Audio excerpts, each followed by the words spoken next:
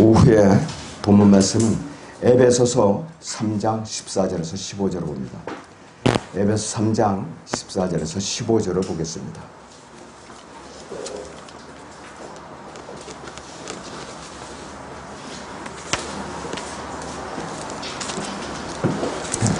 에베소 3장 14절에서 15절을 봅니다. 이로 인하여 내가 우리 주 예수 그리스도의 아버지께 무릎을 꿇고 비노니 그분께로부터 하늘이나 땅에 있는 모든 가족이 이름을 부여받았느니라. 오후의 주제는 하나님의 가족 구성원들입니다. 하나님의 가족 구성원들. 가족 구성원들이 있어요. 보이지 않는 하나님께서 어떻게 가족 구성원들을 갖고 계시는가? 참 궁금하겠죠. 궁금해요. 14절에 이로 인하여 그 말이 나와요. 이로 인하여. 여기서 영어로 보면 for this cause라는 거기서 이제 영어로 다 이렇게 나오고 있어요. 내가 우리 주 예수 그리스도의 아버지께 무릎을 꿇고 비니 그분께로부터 하늘이나 땅에 있는 모든 가족이 이름을 부여받았느니라. 하늘이나 땅에 있는 모든 가족이 이름을 부여받았느니라 그랬어요. 이렇게 광범위할 줄이야 몰랐죠. 저도. 자, 에베소 3장 1절을 보죠. 이런 까닭에 for this cause. 그 다음에 14절에도 for this cause. 이로 인하여 이런 까닭에. 똑같은 의미이다. 에베소 3장 14절의 이유는 7절에서 13절에 정확하게 설명이 되고 있어요. 그리고 에베소 3장 1절의 이유는 에베소 2장 14절에서 22절에 설명이 되고 있어요. 성령을 통하여 하나님의 거처로 지어져 가고 있는 하나님의 교회라 이거.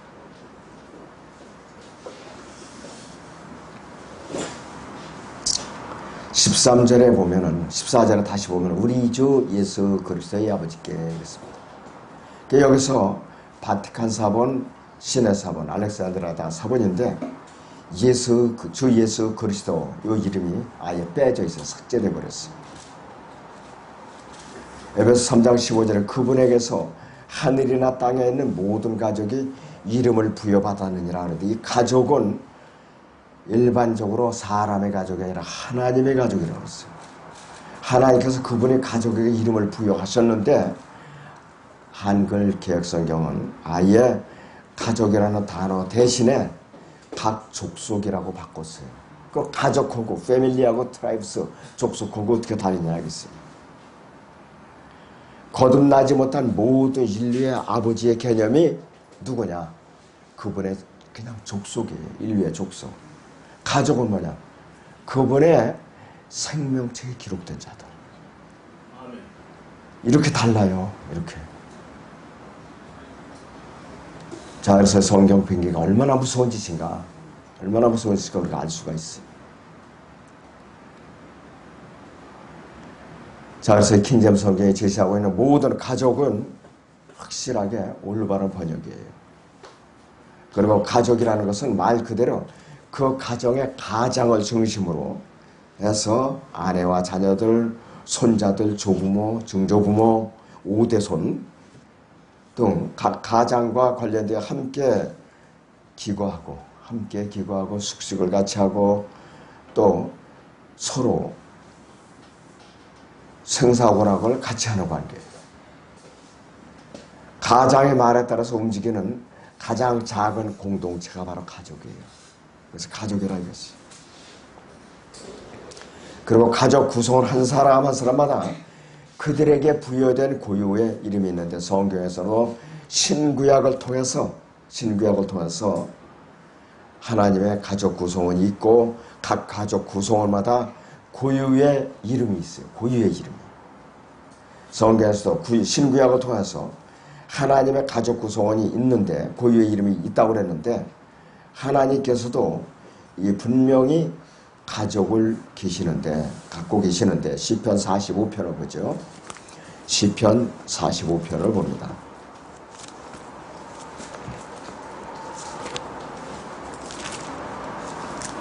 시편 45편 9절에서 14절을 보죠. 왕의 궁녀들 가운데는 여러 왕들이 딸들이 있었으며 왕이 오른편에는 오피리금으로 단장한 왕비가 서 있었나이다. 오 딸이여 경청하고 유념하며 네 귀를 기울이라. 그리고 네 백성과 네 아버지의 집을 잊어버리라. 그리하면 왕이 네 아름다움을 크게 탐내리니 이는 그가 너희 주심이라. 너는 그를 경배할지니라. 트로이 딸이 예물을 가지고 올 것이며 백성 가운데 부한 자들도 너희 호의를 간절히 구하리라. 왕의 딸의 안에서 온갖 영화를 드러나니 그녀의 옷은 금으로 짰도다.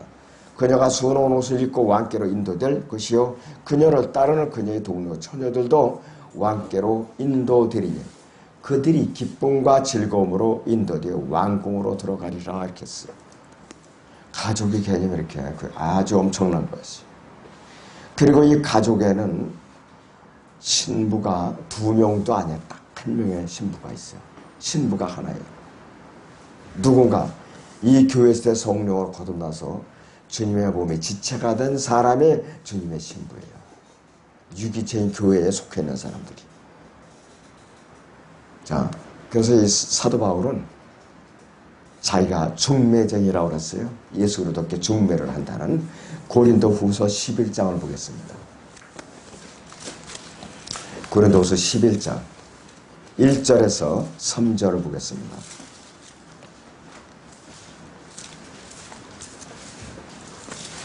고린도후서 11장 1절에서 3절을 같이 보겠습니다. 나는 너희가 좀 어리석은 나를 용납해 주기를 바라노라. 부디 나를 용납하라. 이는 내가 경건한 질투로 너희에게 질투를 느낌이라. 이는 한 순결한 처녀로 너희를 그리스도께 바치려는 것이라. 나는 뱀이 그의 간계로 이불을 속인 것 같이 너희의 마음도 어떤 방법으로든 그리스도 안에 있는 단순함에 쓰더라 부패할까 두려워하노라 했습니다.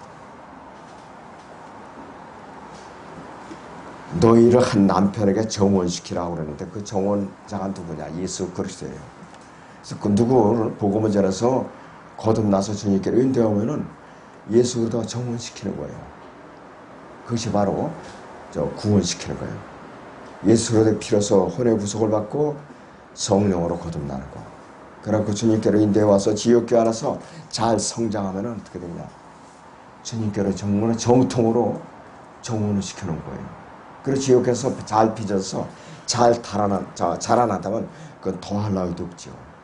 아주 더할 나위 없는 일이에요. 그래서 이 지금 말씀드린 것은 하나님의 아들을 위한 것이지 하나님의 신부 자체가 아니에요. 그리스도의 아니면서 그리스도의 신부인 교회는 어느 정도가 된데도 아름답다 그러느냐? 비록 깜등일지라도 아름답다.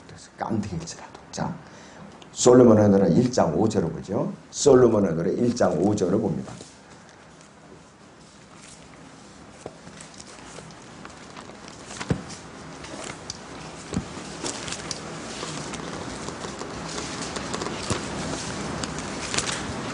솔로몬의 노래 1장 5절에 내가 거머도 오 너희 예루살렘의 딸들아 케델의 장막들처럼 솔로몬의 휘장들처럼 나는 아름다우니라. 내가 거머도 내가 비록 검은 피부를 갖고 있어도 내가 비록 깜등일지라도 누가 그래도 나는 예수님의 신부다. 너희들이 나를 보라고 손가락질하든 말든 인종차별하든 말든 나는 예수님의 신부다 이거야. 까불지 말라 이것이. 거듭난 그리스도인들 세계 각종 인류가 다 피부 색깔이 다르잖아요. 근데 우리는 좀 이상하죠. 이렇게 까만 피부까지 사람 뭔가 좀 꺼리고 그러죠. 근데 하나님 보시기에는 예수님 안에서는 다 똑같다. 솔로몬도 봐요. 그 1000명이나 되는 이 왕비가 700명이고 후비가 300명인데 그 중에 자기가 성전을 건축하기 전에 파라오의 딸을 데려다가 파라오의 딸을 위해서 먼저 집을 지어줬어요. 그 깜둥이 자기 신부한테. 그것이 이 교회 시대의 신부의 예표예요 바로. 자 그렇다면은 하나님의 가족이 될 수 있는 자격이 뭐냐? 자격이 뭐냐?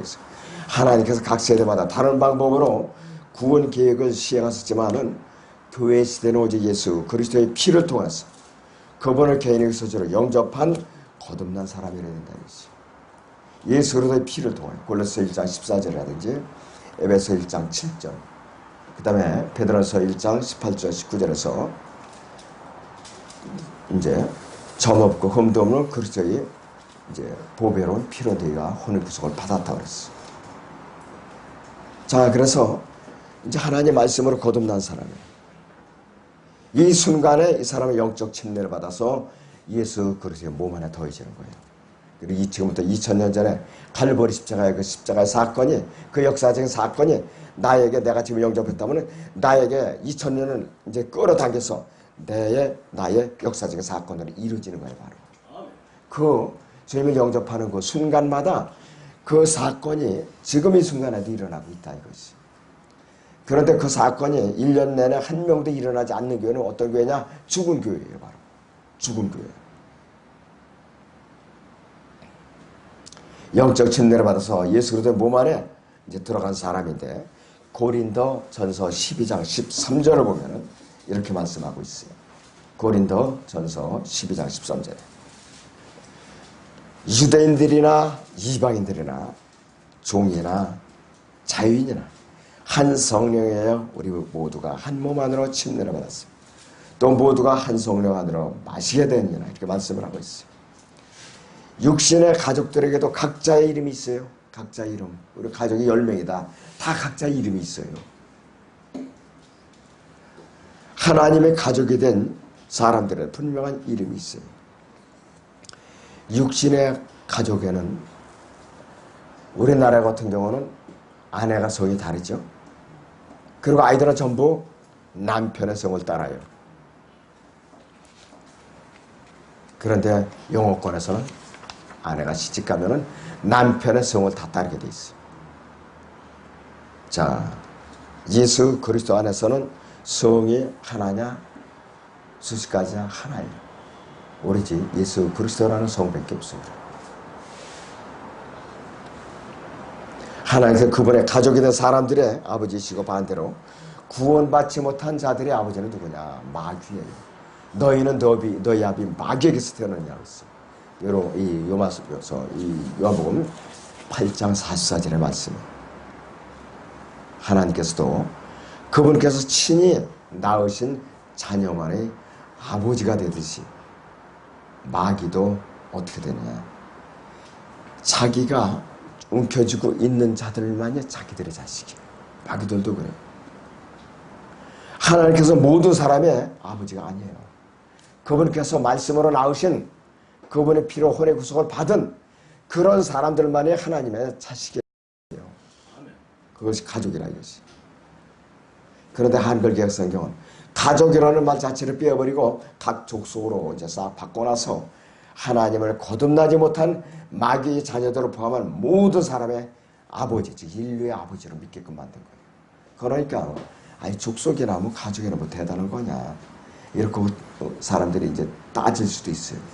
그러나 이렇게 단어의 의미가 확 틀리더라 이거예요.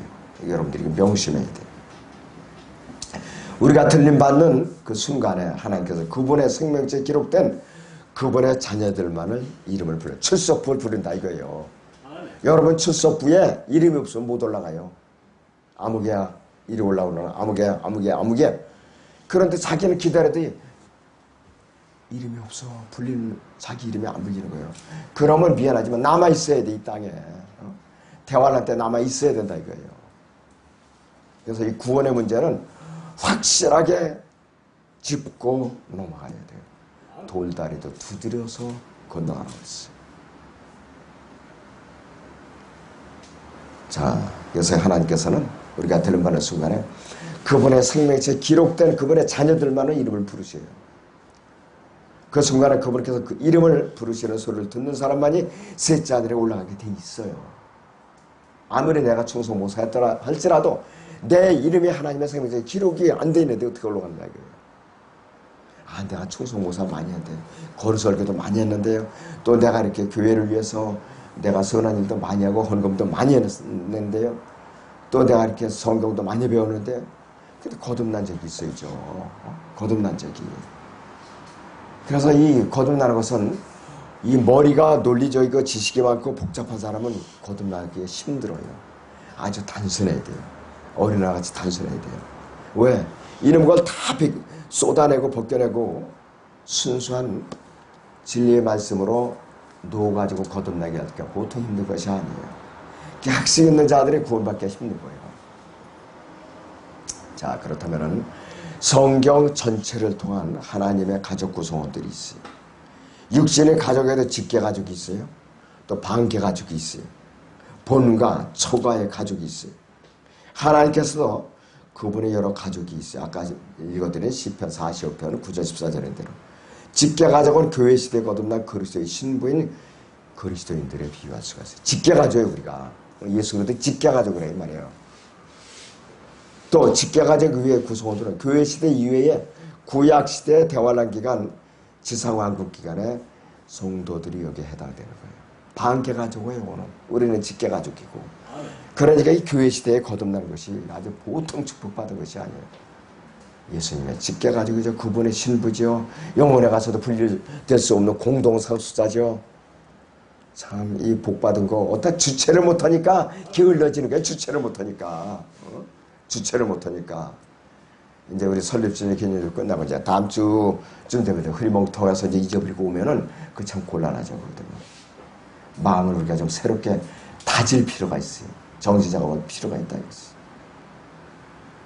하나님께서는 그분의 세대적 경륜에 따라서 크게 8뿌리의 대가족을 다스리는데 율법 이전에 이방인 성도들의 무리가 있어요. 아담이나 노아 같은 가족들. 그 다음에 이방인 성도들의 무리가 율법 이전에 10인이 된 사람들. 누구냐? 아브라함, 이삭, 야곱 같은 사람들. 그 다음에 율법 아래서 유대인 성도들의 무리가 있는데 누구냐? 모세에서부터 율법을 받은 모세에서 침례요한까지. 그 다음에 율법 아래 이방인 성도들이 무리가 있는데 누구를 말하냐? 로마서 1장에서 2장에 있는 그 대상을 말하는 것이죠. 그 다음에 교회 시대에 불러낸 성도들 뭐냐? 그리스도의 몸이라 했어요. 사도행전 2장의 오순절 이후부터 휴거 직전까지가 바로 우리 그리스도인들이에요. 그리스도의 몸. 그리고 대환란 때 유대인들. 이 요한계시록 14장 1절에서 6절에 보면은 전부 다 유대인들이 거기 나와 있죠. 거기 14만 4천명이 인을 받죠. 또 대환란 때 이방인들. 요한계시록 7장 9절에 10절에 보면은 이 환란 성도로서 순교당한 자들이.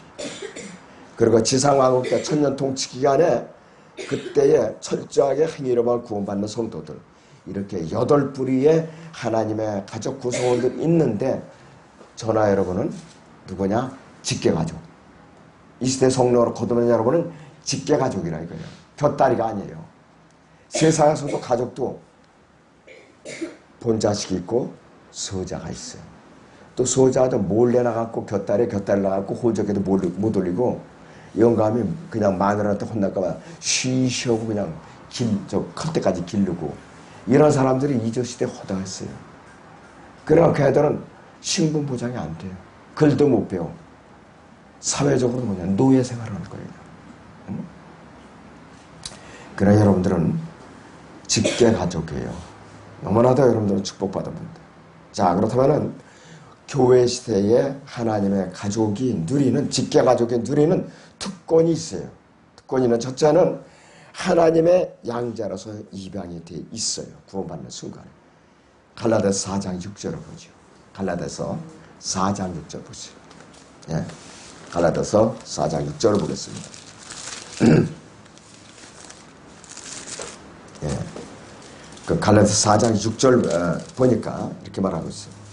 너희가 아들들이므로 하나님께서 자기 아들들의 영을 너희 마음속에 보내시어 아바 아버지라 부르짖게 하셨느니라. 그러므로 너는 더 이상 종이 아니요 아들들이니 아들이면 그리스도로 또한 하나님의 상속자들이라 이랬어요. 그리고 더욱 중요한 것은 교회 시대에 거듭난 성도들은 예수 그리스도와 형상이 완전히 일치돼요. 되는 바는 그 순간 형상이 완전히 일치된다 이것이. 그것이 바로 로마서 8장 29절에서 30절의 말씀이에요. 자, 그분께서는 미리 하신 자들은 자기 아들의 형상과 일치하게 하시려고 또한 미리 정하셨다 이거죠. 그리고 우리는 이걸로 또 끝나느냐? 또 있어요. 우리는 유업을 받아요. 또 유업. 유업을 받아요. 로마서 8장 16절 17절을 보세요. 로마서 8장 16절 17절을 보겠습니다. 자, 거기 보시면 이렇게 말씀을 하고 있습니다. 성령의 친히 우리의 영과 함께 우리가 하나님의 자녀임을 증거하시거니와 자녀이면 또한 상속자들이니 하나님의 상속자들이요 그리스도와 함께한 공동 상속자들이니 우리가 그와 함께 고난을 받은 것은 함께 영광도 받게 하려 함이니라. 이렇게 말씀을 하고 있어요. 우리가 주님의 고난에 잘 동참하면은 유업이 기다리고 있다 이것이. 유업이 기다리고 있어요. 그래 보통 특권을 받을 우리가 신분이 아니에요. 예수 그리스도의 고난의 받침을 그대로 따라가는 이제 삶을 잘 살면은 우리가 그리스도의 심판자가 와서 멸류관 플러스 유업을 받는다 이거예요. 그리고 그러면 이런 특권만 우리가 누리느냐? 거기에 또 책임과 의무가 또 따를 거예요. 책임과 의무. 하나님의 가족 구성으로서 우리가 책임과 의무가 뭐냐 이거예요. 자, 첫째는 하나님께 찬양을 드리고 경배해 드려야 할 의미가 있어요. 여러분들 아셨죠? 찬양을 드리고 경배해 드려야 할 의미가 있어요. 육신의 가족들도 그들을 양육하고 가르치는 아버지를 기쁘게 해 드리듯이 하나님의 가족들은 마땅히 하나님께 찬양을 드리고 감사를 드리고 경배해야 할 의무가 있어요. 근데 뭐 이게 소홀하고 찬양을 드리는 소홀하고 기도하는 데 소홀하면 이건 자식된 도리가 아니에요. 그 여러분들이 뼛속 깊이 이제 깨달아야 돼요. 골로새 3장을 봅니다. 16절에서 17절 같이 보겠습니다. 골로새 3장 16절 17절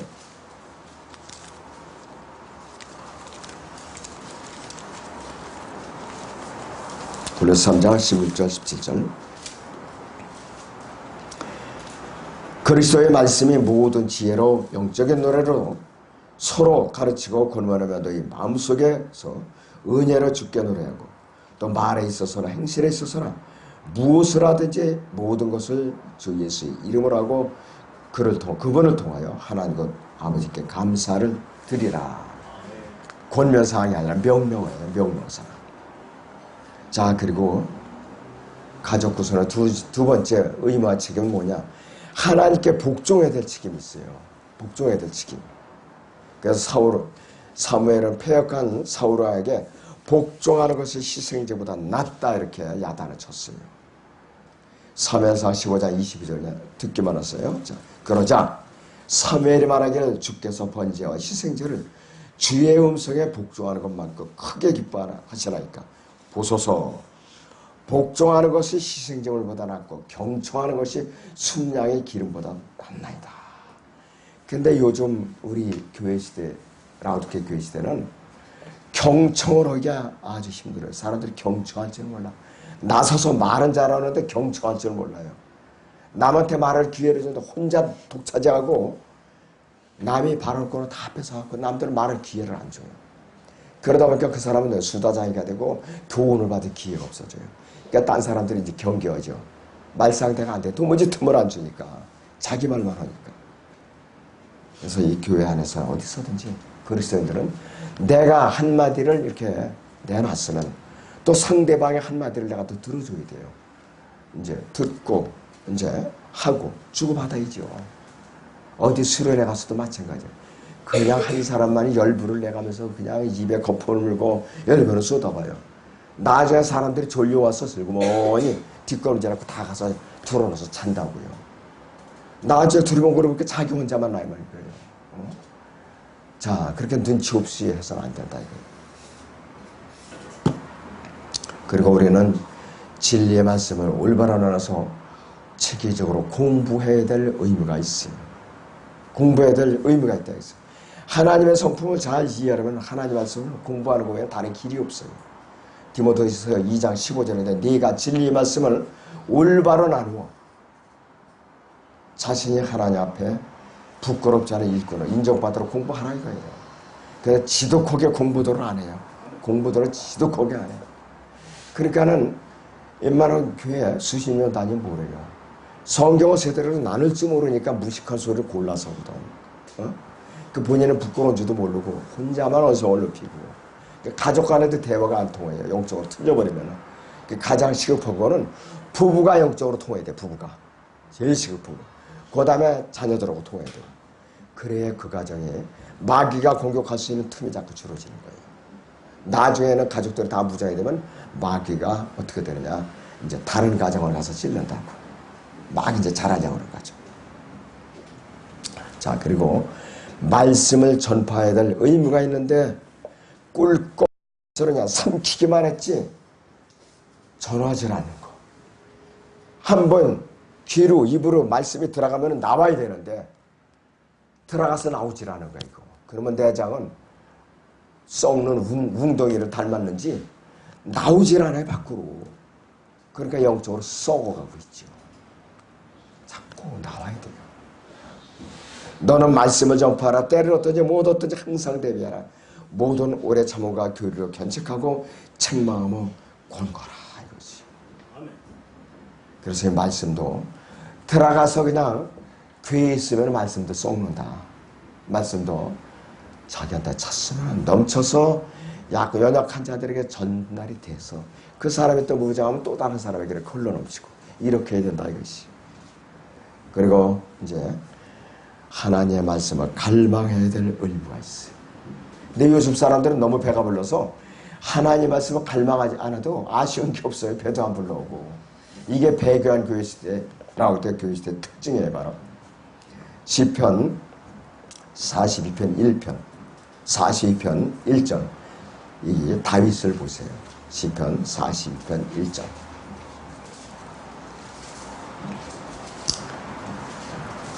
시편 42편 1절에 수사스의 시냇물을 갈망하는 것 같이 오 하나님이여 내 혼도 그처럼 주를 갈망하나이다. 이런 자세로 말씀을 끈을 놓아서 안 돼요.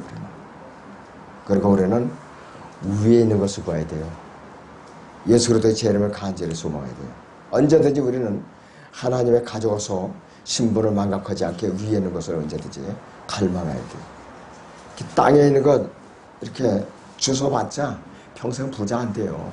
땅에 있는 거 뭐 쓰레기 줍고 동전 줍고 뭐 줍고 아무리 해봤자 자기 하루 밥벌이도 못해요. 위에 있는 것을 바라고 나에게 먹을 것과 입을 것을 주십시오. 주님께서 먹여 살려주셔야지 어떻게 나가 이 험난한 세상 뚫고 나갈 수가 있겠습니까? 그래서 지혜의 명철을 주셔서 나에게 건전한 좀 직업을 주시라고. 그러면서 내가 이제 그 취업 공부도 열심히 해서 이제 뚫어야죠.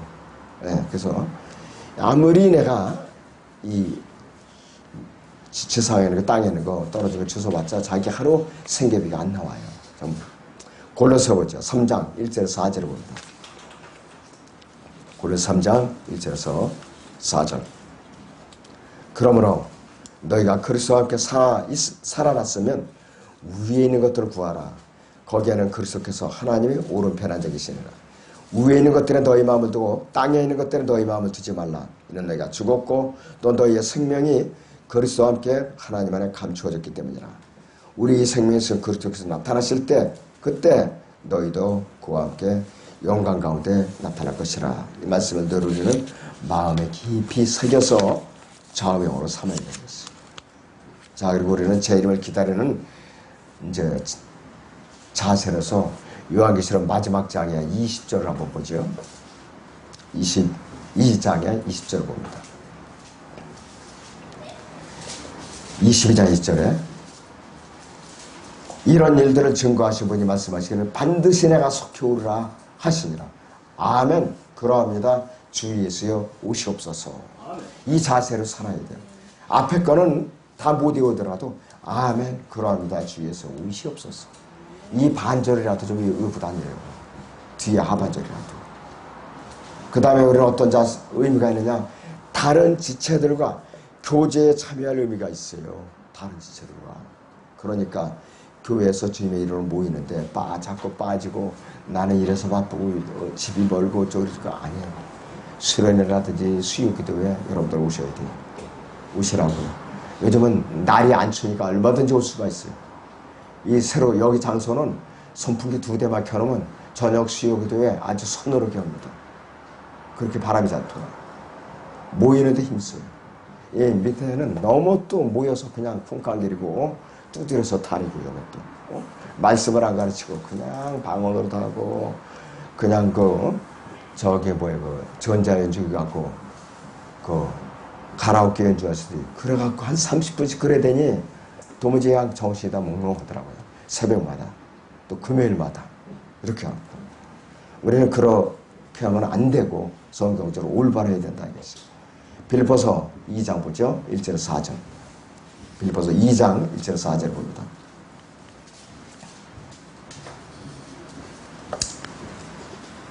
빌립보서 2장 1절에서 4절 보죠.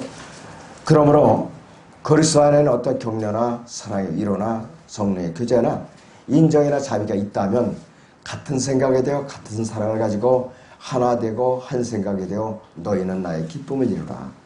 어떤 일도 다툼이나 허영을 따라하지 말고 오직 생각의 겸손함으로 남을 자신들보다 존중하고 각자 자기 일만 돌보지 말고 남의 일도 돌아보라.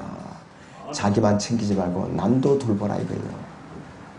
자, 어떤 교회 안에서 너무나도 야박하다. 인정머리도 지독하게 없다. 자기만 먹으려고 챙긴다.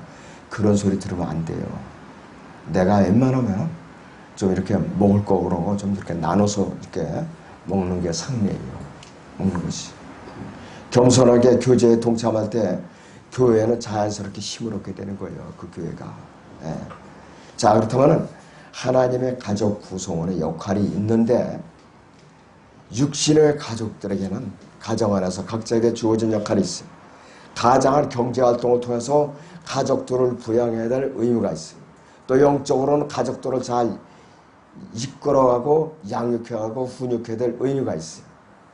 반면에 아내는 남편을 잘 보필해서 자녀들을 잘 양육하고 자녀들은 가족의 일원으로서 각자에게 맡겨진 역할과 조그마한 가사 일이라도 적극적으로 참여하는데 이제 힘을 기울여야 돼요. 여러분들 구약의 성막을 보세요. 구약의 성막. 제사 임무를 담당하는 대제사장이 있고 제사장들이 있고 성막을 설치하고 걷고 운반하고 성막 안에 쓰는 각종 기구들을 나르고 차려놓은 빵을 간수하고 금초대에 기름을 채우고 각종 제사하면 짐승들을 잡아 제사장을 돕는 레위인들이 손길이 수없이 따라다녔어요. 이동할 때마다.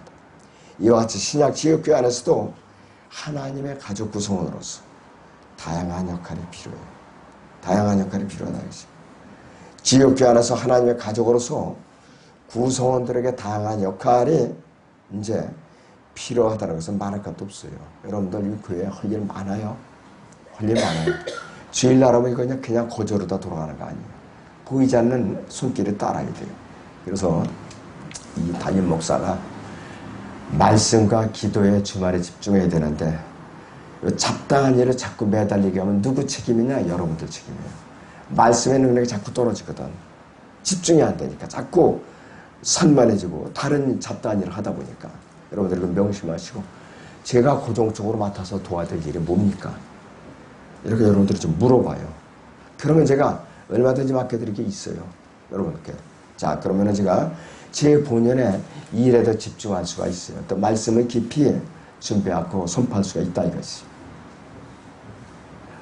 바울이 늘 분파라 얼룩진 육신적인 고린도 교회에 편지를 보냈는데 어떻게 보냈느냐.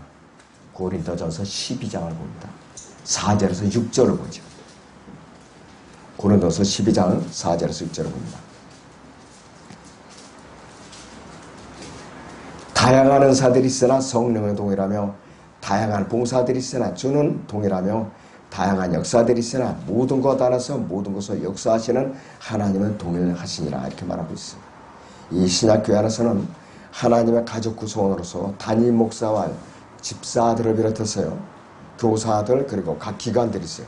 청년회, 형제회, 자매회 그 다음에 장년회 등 각 기관들이 있어요. 교회를 효율적으로 운영하기 위해서. 하나님의 일을 잘 수행하기 위해서 조직된 그래서 효율적인 기구들이에요. 자, 12절을 보세요. 여기.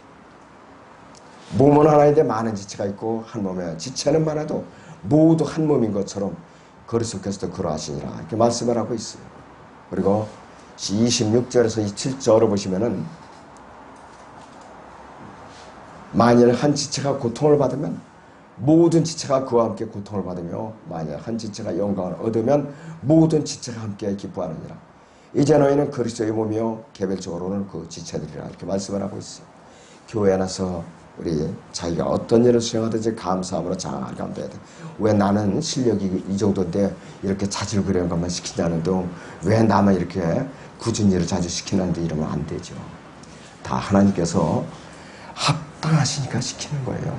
여러분들 손 발톱은 속상하잖아요. 손 발톱밖에 못하니까.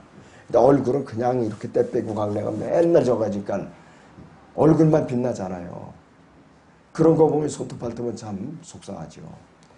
교회 안에 연약하게 보이는 돋보이지 않는 은사가 더 요견한 거예요. 그걸 감사할 줄 알아야 돼요. 그래요. 자, 그래서 우리는 언제든지 지옥교회는 세상에서 예수님께서 그분의 피로 사신 눈에 보이는 유일한 조직체예요. 교회 안에 각 구성원들은 교회 안에서 그리스도의 몸의 지체로서 각자가 맡은 역할을 담당하는 충실할 때에 주님께서 언제 오시더라도 이 교회는 계속 힘을 얻어서 계속 이제 도약을 할 수가 있는 것입니다. 아멘. 네, 기도하죠.